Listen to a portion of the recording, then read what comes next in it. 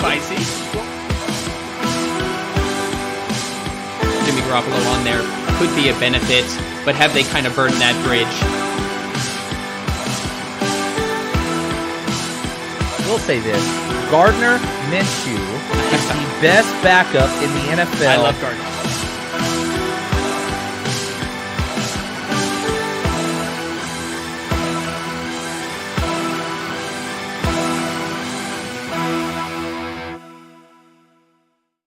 Welcome to 30 Minutes of Football, presented by Legit Football. This is Anthony, the producer, with Kevin Phillip Fox of at Buffalo Trill on Twitter. Kevin, how you doing? Doing fantastic, bro. So excited to chat football with you, man. Wildcard weekend was unbelievable. So many amazing games. We're still going, man. We still got, a couple weeks left. So as long as football's on, as long as we have football to watch, we have to feast our eyeballs with as much football as possible. Because whether we like it or not, it's going to be done soon. So we're trying to take it all in as we go, I don't even want to think about it, man. So let's get right into it because Absolutely. we have some pretty good games coming up. Oh, yeah. Tomorrow we do have the Game Pick show, but Kevin and I here are going to talk about our thoughts on these games and specific players as we go. If you're into DFS, we'll talk about who you should start. If you're into props, we'll say who you should bet on over, like Saquon Barkley's over against that Philadelphia rush defense. So spoiler. I think that we should jump right into it. I'm super down, man. You want to go? You want to go one game at a time? Track the yes, definitely. Those player props and track the matchups and what storylines, what matchups you're looking at specifically. Yeah. So I'm just gonna hold the timer up right here the whole time. No. So the first game Saturday at 1:30, Pacific time. Jaguars and Chiefs. So what sticks out to you, Kevin, in this game?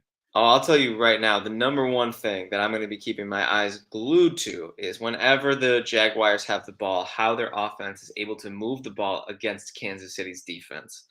This season, Kansas City's defense, especially through the air, has been quite susceptible to some big games.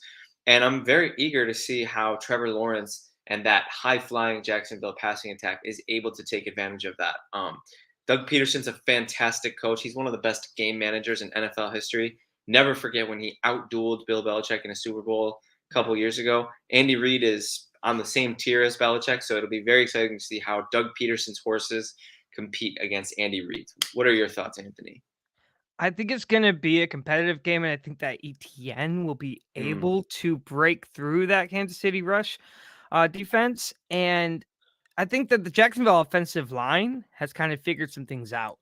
Mm-hmm. And so if they can just slow down the pass rush, I think that ETN can get out, break out, get 30, 40-yard runs a couple times, get into the red zone so Trevor Lawrence can throw it out to Zay Jones or Marvin for a touchdown. I think it's going to be a high-scoring game because both defenses have a lot to work on. And I think this Kansas City offense just can't be stopped in any way. Absolutely. That's the other big X factor is obviously Mahomes gonna Mahomes. Yeah. And we've seen a little bit more of a human Patrick Mahomes at times this year, at least in terms of game flow. We've seen some games that were unbelievably close. Kansas City eked out wins against the Texans and some other teams that they really should have been pummeling.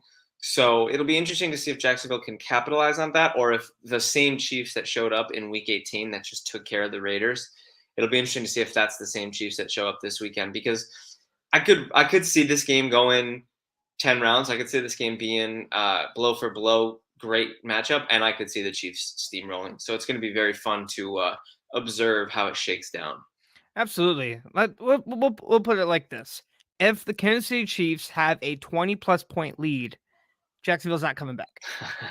It'll be a lot harder in this game. Time. Exactly. It'll be a lot harder against this offense because you're not going to see full drives at a time with Mahomes and company not moving the ball. It's just not going to happen. You can keep them down. You could keep them quiet, but you can't keep them out. And if they can find those holes in those spaces, which Mahomes is known to do. I mean, that dude, sometimes he's truly a magician when it comes to his pocket maneuverability and the way he finds open receivers. It's like, if they're out there, he's going to find them. So I'm very excited to see how that shakes down. Absolutely. So Kevin, I want to ask you a question.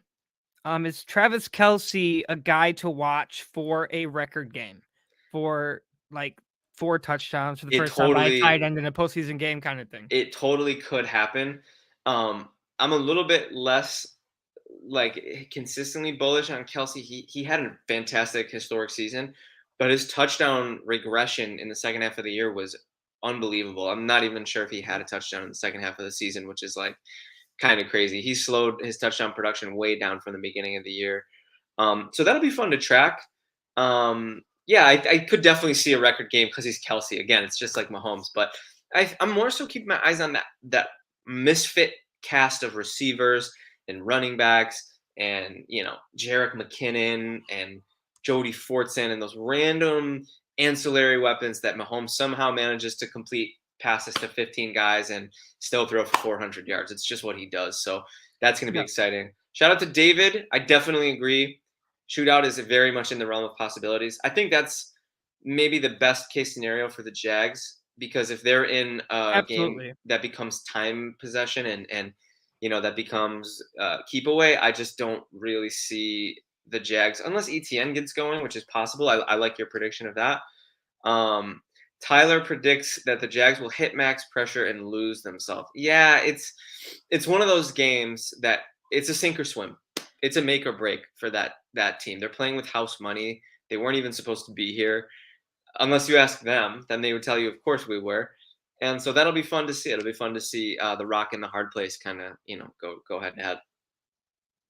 So I brought up Travis Kelce for a reason, and by the way, I agree with everything you just said. It was November 13th, 2022. The Jacksonville Jaguars played at Kansas City, 4 receptions, targeted 6 times. Tight ends scored 40 or got 49 yards and no touchdowns. So Jacksonville Wow. was able to stop the tight end game against Kansas City. There you go.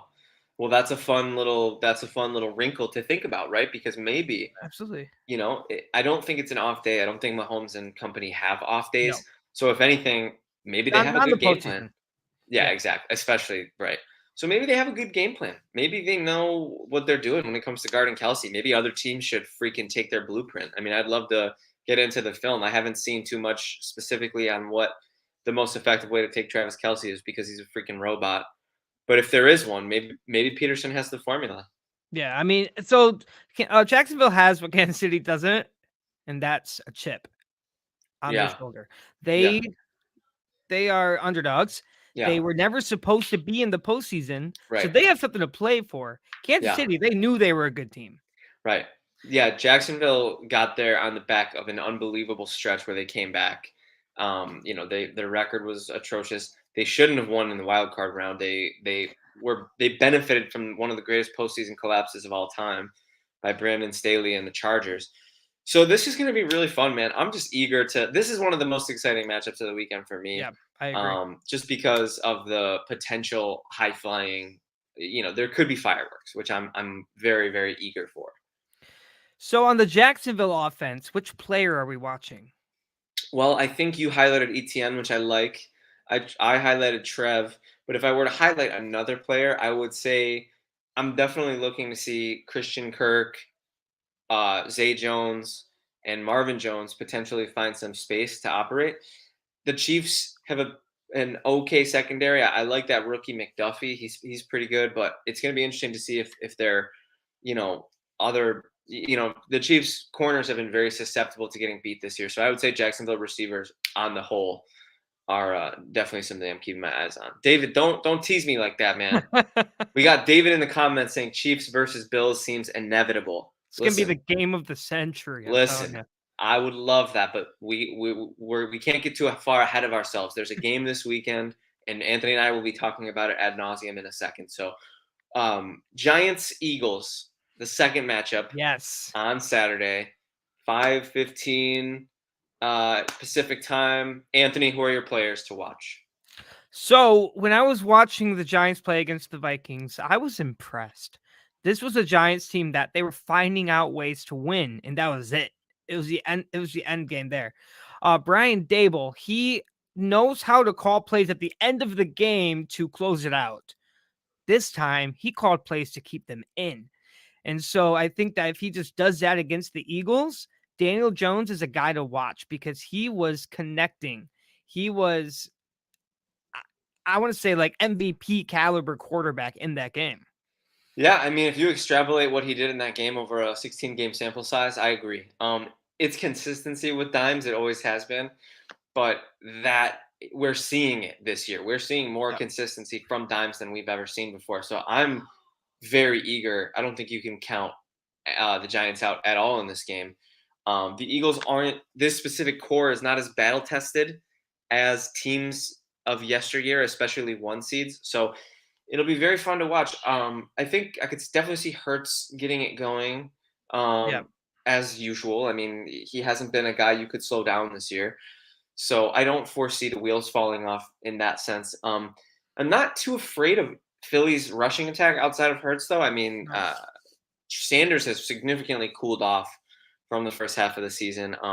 Kenny Gainwell and Boston Scott are just a couple dudes. They're not bad or anything, but they're not particularly so scary. Speaking of the rush game, my 11 yards podcast with Legit Football, we did cover the top rushers of the year. Miles Sanders was top 5 for 6 weeks. Yeah. And he dropped out of that top 5 in week 18. So he's slowing down. People are figuring out how to stop him. Yeah, I'm not really sure where things went wrong there. Maybe people just started realizing that he wasn't a decoy because he used to be just a decoy.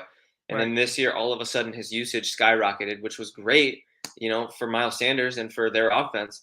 And now it seems his usage is kind of middling, kind of around the same point, but his production is way down. So it'll be interesting to see if he can get it going in the playoffs. David says 49ers Eagles seems inevitable. We can't look ahead. Division rounds, anything can happen. Playoffs, anything can happen. Yep. Bills, Niners, all these teams. The Giants could beat the Eagles. I mean, Eagles. It could happen. Everybody has to pay attention to what's in front of them because when you look past any given Sunday, when you look past third string quarterbacks, that's how you almost lose. When you look past backup quarterbacks, that's how you almost lose. We learned that last week. So this week, hopefully everybody shows up and does their job. So when it comes to Giants and Eagles, other than the Eagles rushing game, I liked how you highlighted Saquon.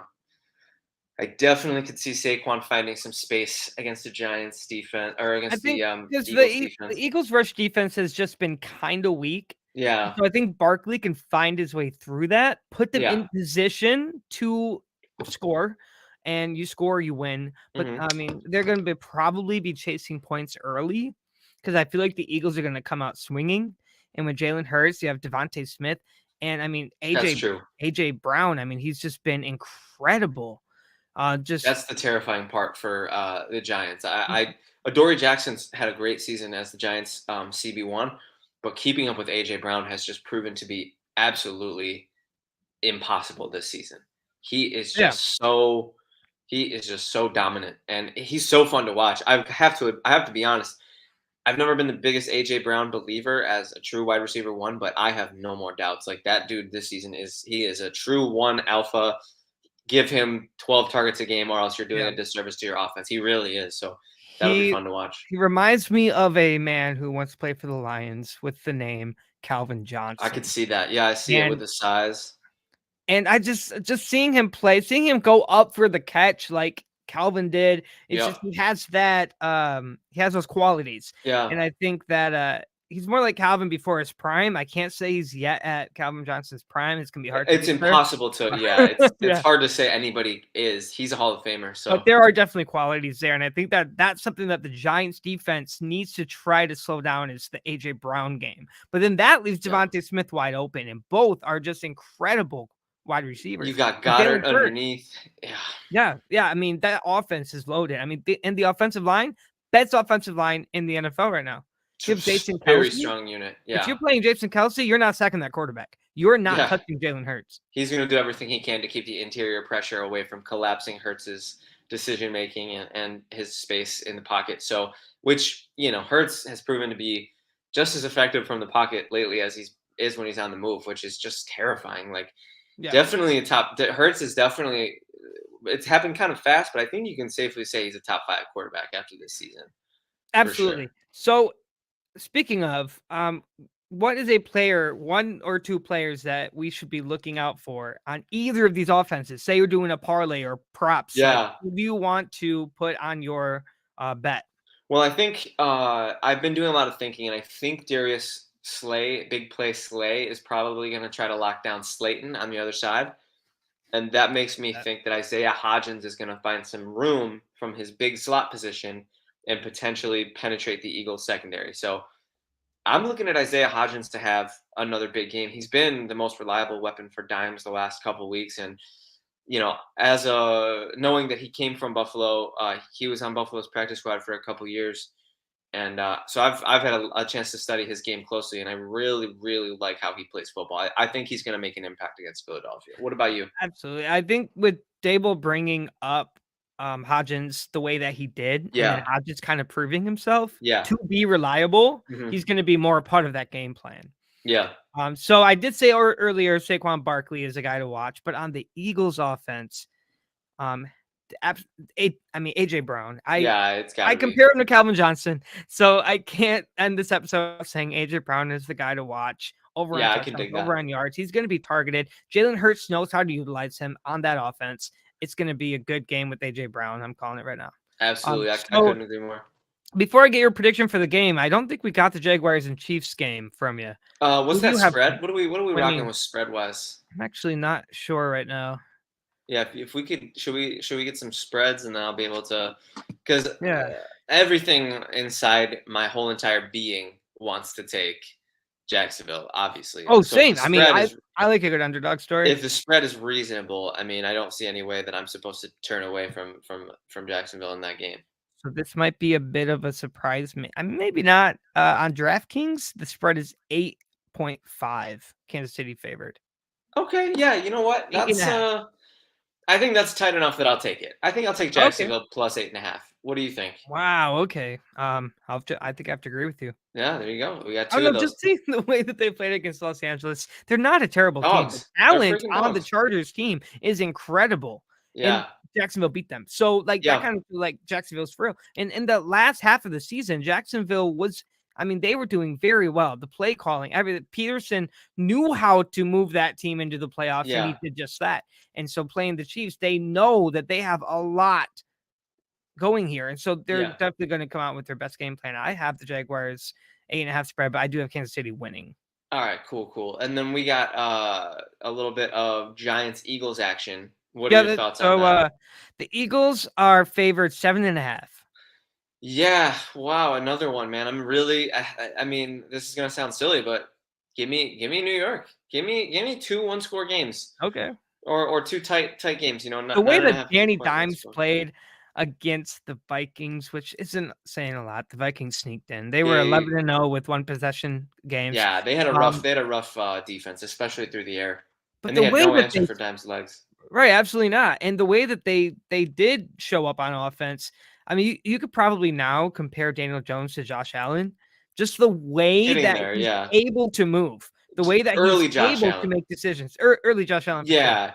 He's got a way to go. Caliber. He's got a way to go in terms of like airing it out and throwing Look at Kevin defending his man. Oh, I just have to be real here. I mean, Josh is. There's really only 2 or 3 guys in the league I think you could fairly compare him to. But Dimes looks. I mean, don't people forget the Bills were 10-6 in 2019, Josh's second year, and he looked great. He wasn't all world. He wasn't MVP. He was even good in college. Yeah, he showed flashes of those traits early, and Dimes has traits. That's one thing you can't take away from Dimes. He's an athletic freak. So, well, we have 2 games. We have 12 minutes left. Let's go. 2 games left. These are a bit closer. Yeah, let's hit these hard, man. So the Cincinnati Bengals and the Buffalo Bills. Kevin, this is your specialty at the Buffalo Trail. Bills Mafia. What do you think about this game? Who are we watching? I'll tell you what, man. I had a chance to talk to Brian McFadden and our buddy Aaron a couple of nights ago, and that was really fun. There was a lot of great banter about this game. I'll tell you what. Straight up, I think if you asked me to rank my confidence level as a fan from 1 to 10 on how confident I was my team would win, I would tell you I was at a 5.3 today. Oh, 5.3. It's 1 to 10, Anthony. Less than 5 is I think the Bengals will win. More than 5 is I think the Bills will win. So I'm Fair. more that. I'm more on the side that Buffalo will win. But it's so slight because Joe Burrow is just so poised and he's so smart, and their offense is so effective at moving the ball, and their defense is so scrappy. They have such a scrappy defense. I think the difference in the game is going to come down to, and this is where that 0.3% comes in. I think that Buffalo has the dogs. They are down Von Miller, which sucks, but they have the dogs on the defensive line to make Cincinnati pay for having 3 starters out. Cincinnati is slated to be missing 3 starters on the offensive line. That's 3 of 5. That is 60% of your starters on the offensive line. So I'm pretty confident that Greg Rousseau, Ed Oliver, Daquan Jones, AJ Epinesa, Boogie Basham. I'm pretty confident that Buffalo's defensive line can create pressure, can collapse the pocket around Burrow, make those easy layup throws that he loves to throw a little bit harder, make life for Joe Mixon a little tougher. And I think that could be the difference in the game because I don't see anything slowing down Buffalo's offense other than Buffalo's offense. And we just have to hope that they don't do that. So catching up with David, respect on the call with the Giants. I can dig it. Definitely think this game could be so tight that it's overtime. But yes, I agree. The Bengals OL being down is huge for Buffalo's chances. What do you think, Anthony? So this is definitely gonna be a close one. We might see our first our new playoff overtime rules come into fruition, but I mean, both teams are doing incredible work. I mean, the Bengals, they're like, we lost the Super Bowl. This is our chance to win it. The Bills we've lost 6 Super Bowls, so this is our chance to win it. So both teams are going after this Lombardi trophy. And I think that both these teams want to win so bad that they're going to be putting everything out there. Absolutely. I think it's going to be high scoring. Both offenses are going to be operating. The defenses are both going to be confused half the time because there's so much talent on both of these teams. It's crazy. Even the coaches are so talented Great at play calling and game management that we have 2 incredible teams going at it this weekend. We are lucky enough to witness it. Yeah, I couldn't agree with you more. As far as excitement goes, it's got to be the highest level of excitement until if whichever team wins until the following week, if they get to go on and play Kansas City, that's going to be the same level of excitement. This AFC trio of Giants is just so exciting for the league. I think the league is in its best hands it's been in for years. Yeah, I think in these 3 AFC teams are, I think, the best teams in the NFL. So I do think that one of these teams will win the Super Bowl. The Super Bowl will go down with an AFC champion. I agree. But this game specifically, who are we watching? Are we watching on the Bills defense or offense and the Bengals offense? I'm glad you brought that up because I've been going pretty crazy with my sleeper over-under parlays. I've been having a lot of fun with those because some of the lines here feel like free money, Anthony. Keep your eyes peeled, but they feel like free money. Baby Cook, James Cook, Buffalo's complimentary receiving back. His over-under line for receiving yards, you won't even believe it. It's 7.5. That's 1 catch. That's making 1 guy miss on 1 reception. He's averaged a handful of receptions a game. He had a game with 6. Bengals are going to have seen what Miami did to Josh, getting him rattled, getting him under pressure. He's going to have to get the ball out quick. And Cook is going to be a good guy for that. I think Knox, his line is 35.5 yards. I think Knox could pretty easily hit his over.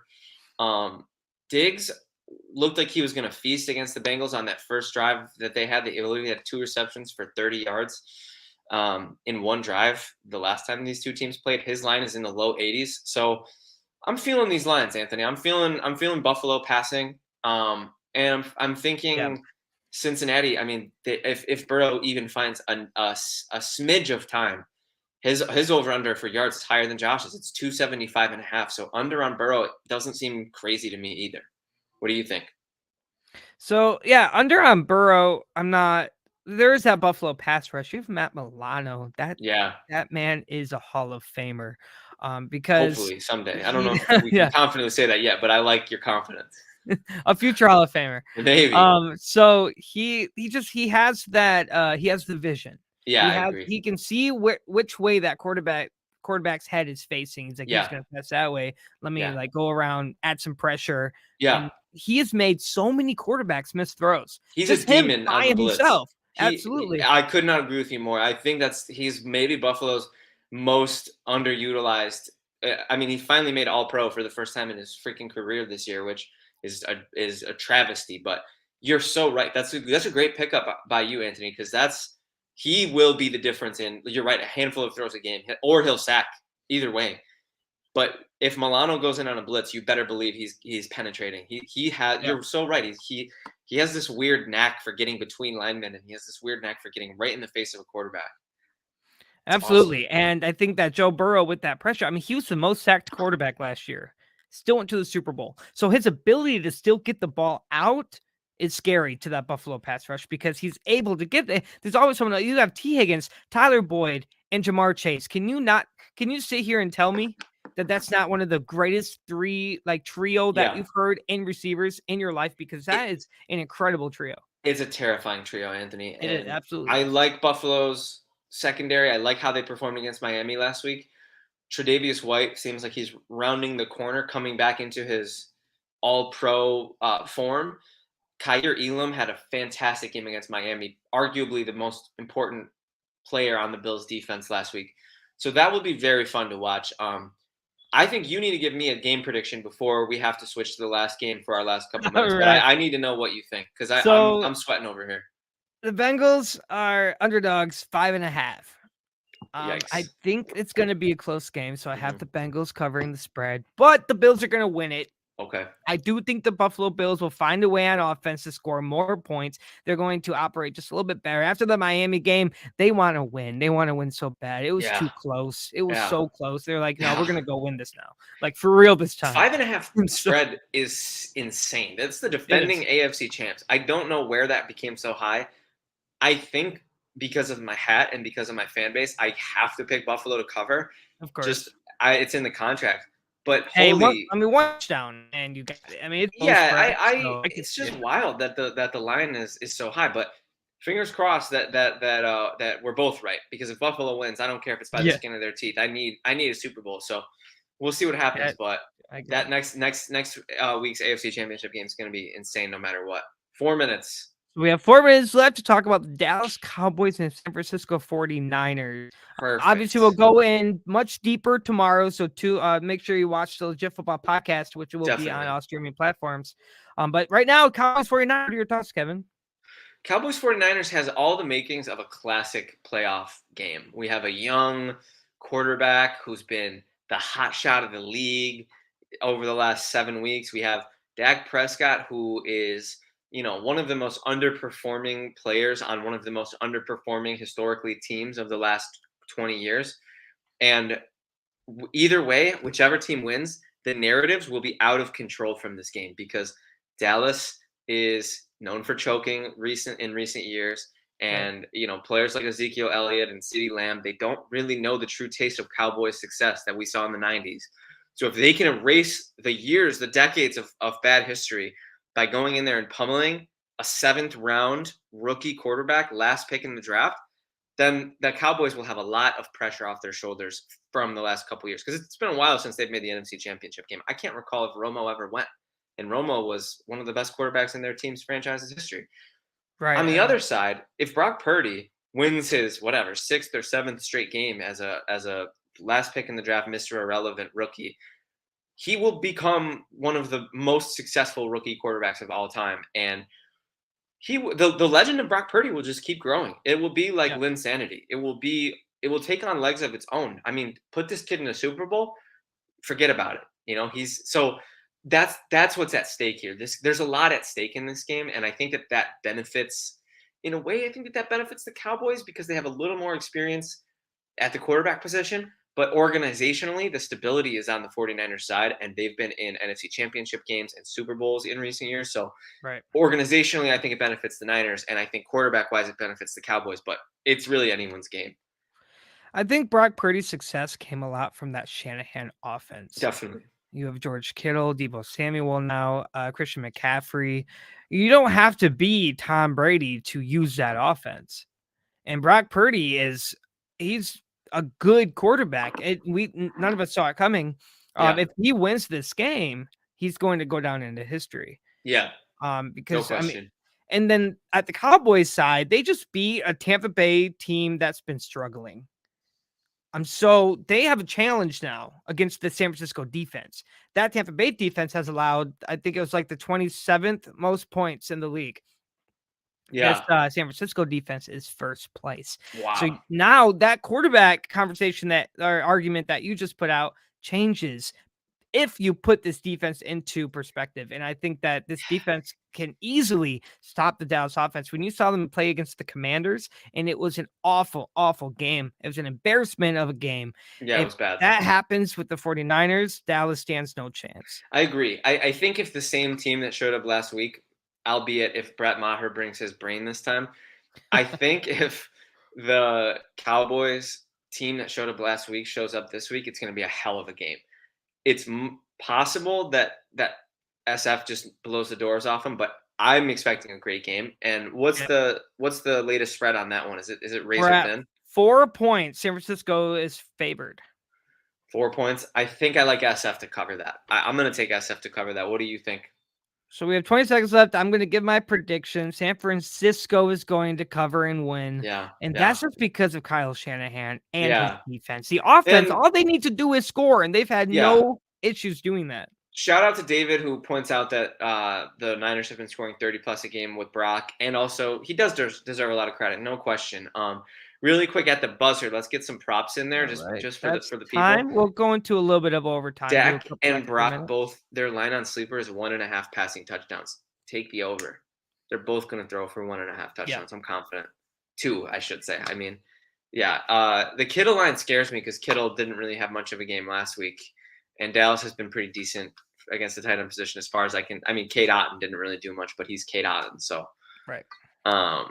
And we have Tyler ending the podcast saying Brock Purdy is better than Tom Brady. I can't imagine a better.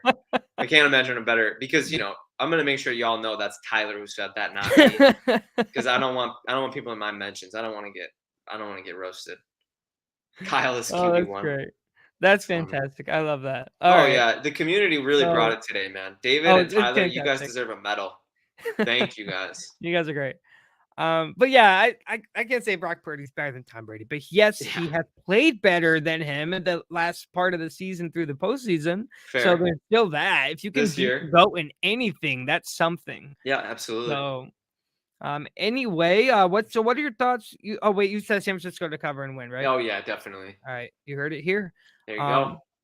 So that's it for our show tonight. 30 minutes. So tomorrow, it's not live. It will be on all streaming platforms and YouTube. The Legit Football Podcast. We'll have game picks for the divisional round where we will go in depth for each game, more in depth than we went tonight. So it's going to be a good time. Make sure you tune in for that. All right. Kevin, any last thoughts? I appreciate you, Anthony. I'm very happy we got to chat some football today. Go Bills. Cross your fingers, everybody. But you know what? I'm going to show up. Same cheery, positive vibes, no matter what, whoever wins next week. I just want good football, and I want the best team to win. So, I'd love to see Buffalo continue to advance, but I'm gonna continue to talk football and continue to show love and support for every team because it's good football, man. It is what it is, especially in the AFC, Tyler said the team that should be in the playoffs. Yeah. Go Lions. Lions were robbed. I have to say it at least once. So couldn't agree more. So that's it for today. Make sure you check out the Legit and enjoy the games this weekend. It's going to be so much fun. I love football playoffs. Some of the best playoffs in the world. The best. Maybe baseball can be an exception. Baseball's pretty great. Basketball's pretty great. Baseball's pretty great. But this is a football podcast, so we're just going to stick with football. There you go. Right. So, Kevin, thank you for coming on. My dude, I appreciate you, man. We'll talk soon. This has been 30 Minutes of Football with Legit Football. That's